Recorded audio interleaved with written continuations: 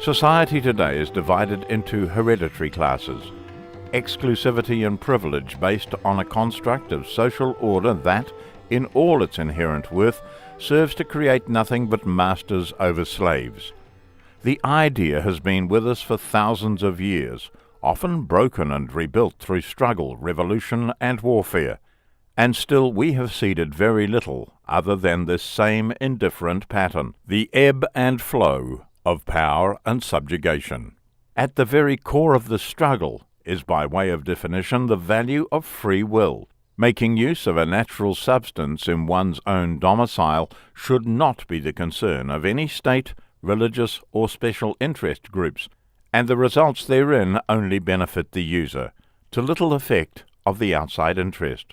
This is the reason why this plant causes such veneration, trust, mistrust, and distrust in the Western world.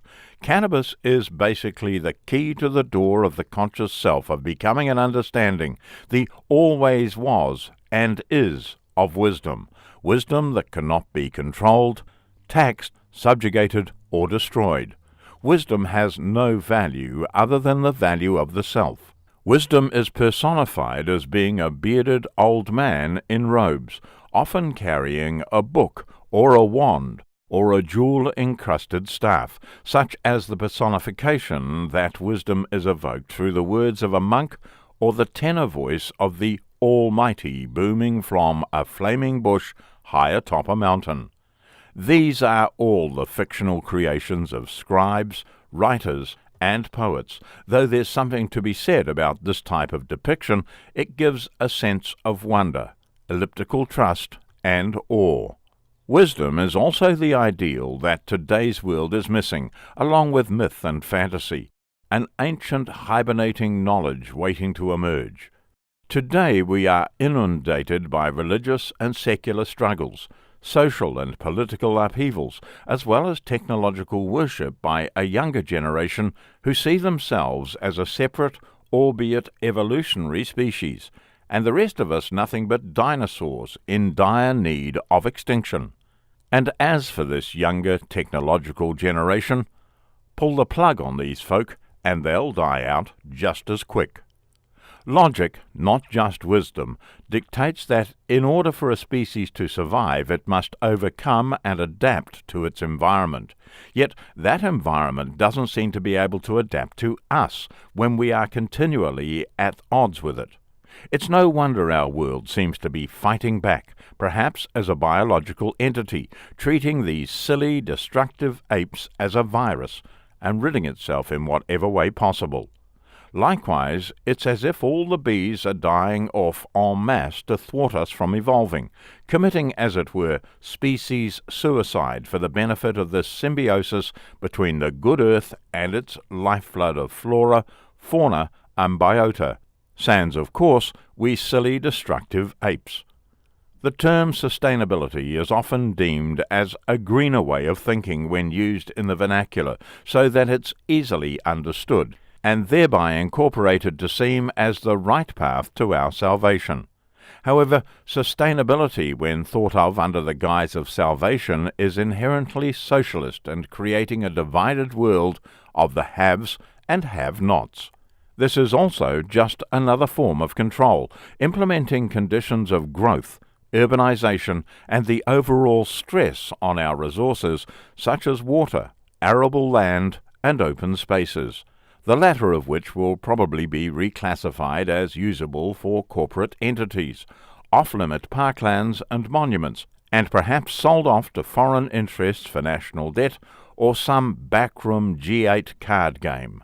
The wisdom is knowing which sides are going to change for the betterment of the world.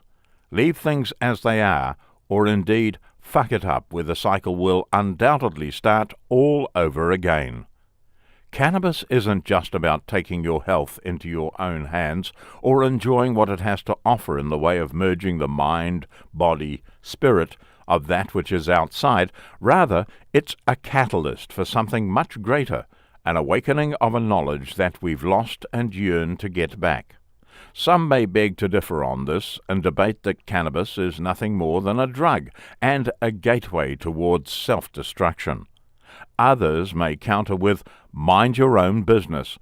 My body is my body, and nobody can tell me otherwise." And still others, those with the means who think they make up the rules, will say, ni demand, that cannabis is what we say it is.